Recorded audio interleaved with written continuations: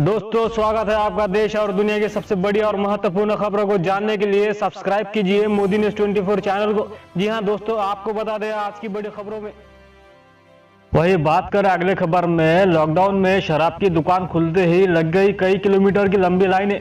देखिए तस्वीरें। जी हां, आपको बता दें 4 मई से लॉकडाउन का तीसरा चरण शुरू हो गया है। इस फेज में शराब की दुकानें खोलने की परमिशन भी दे दी है। इसी के साथ सुबह से ही शराब खरीदने के लिए दुकानों के सामने लोगों की कतार लगी हुई है। दिल्ली से लेकर कर्नाटक की दुकानों के सामने खड़े दिख रहे छत्तीसगढ़ में वाइन के प्रति लोगों की दीवानगी दिख रही है। जी हाँ, कोरोना वायरस के संक्रमण को रोकने के लिए लॉकडाउन 3.0 में कई तरह की रियायत दी गई है। अब सुबह 7 बजे से रात 7 बजे तक बाहर निकलने की अनुमति होगी।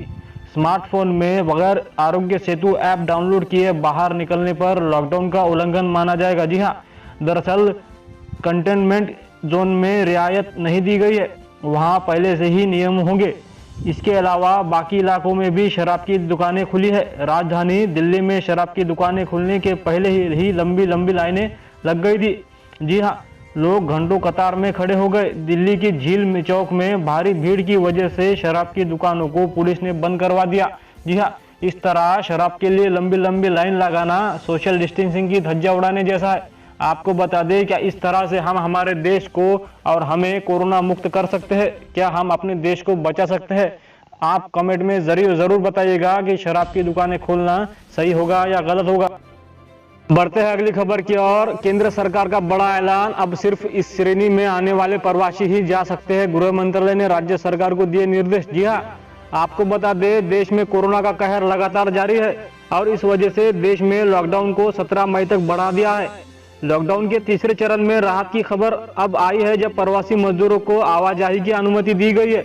लेकिन अब भारी संख्या में लोगों ने अपने घर जाने की अनुमति मांगी है, लेकिन गृह मंत्रालय ने स्पष्ट रूप से जारी किया। गृह मंत्रालय ने राज्य सरकारों को सख्त निर्देश जारी करते हुए ये कहा कि लॉकडाउन के दौरान आने जाने की मंजूरी सिर्फ और सिर्फ प्रवासी कामगारों को हो, अन्य लोगों को नहीं। जी हाँ, केंद्र गृह सचिव अजय भल्ला ने सभी राज्यों और केंद्र शासित राज्यों को पत्र लिखकर कहा कि गृह मंत्रालय ने ऐसे फंसे हुए लोगों को आने या जाने की मंजूरी दी है जो लॉकडाउन की अवधि से ठीक पहले अपने मूल निवास अथवा कार्यालयों से चले गए थे।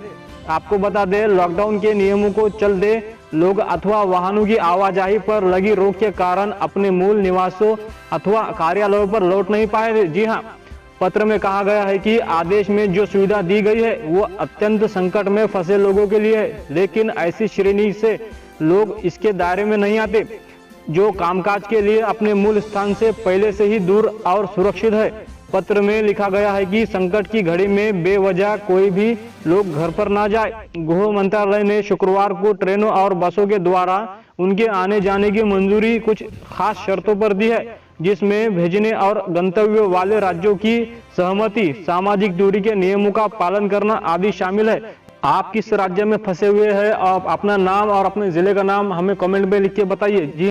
जी हाँ दोस्तों, ये थी हमारे आज की बेहद महत्वपूर्ण और ताज़ा खबरें। उम्मीद करते हैं आपको इससे कई महत्वपूर्ण जानकारियां मिली होगी। साथ ही एक लाइक और शेयर दिल से कर दीजिएगा, क्योंकि आपका एक लाइक ही हमारी मेहनत का फल होता है। धन्यवाद।